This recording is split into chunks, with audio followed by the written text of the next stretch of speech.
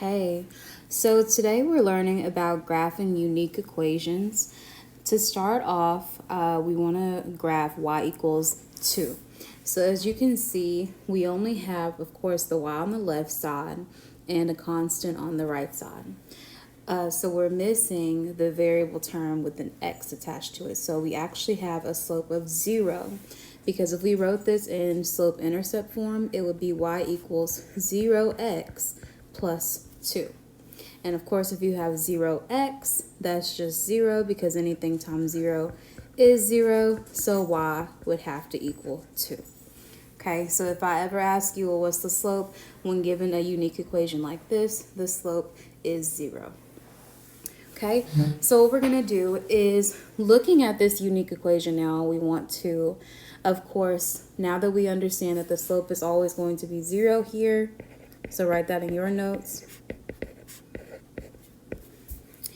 We want to see what it looks like in a table and what it's going to look like on a graph. So we can just come up with 5 x values and just see what all of our y values are going to be. So we'll just have -2, -1, 0, 1, and 2.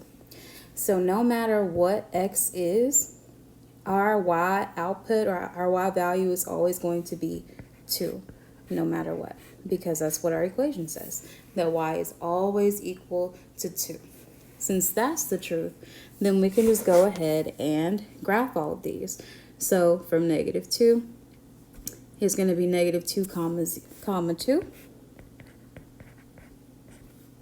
-1, comma 2, 0, comma 2, 1, comma 2, and 2, comma 2.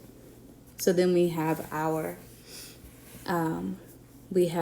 graph over here, starting at 0 at the origin. We go left 2, up 2, left 1, up 2, 0, up 2, and so on and so forth.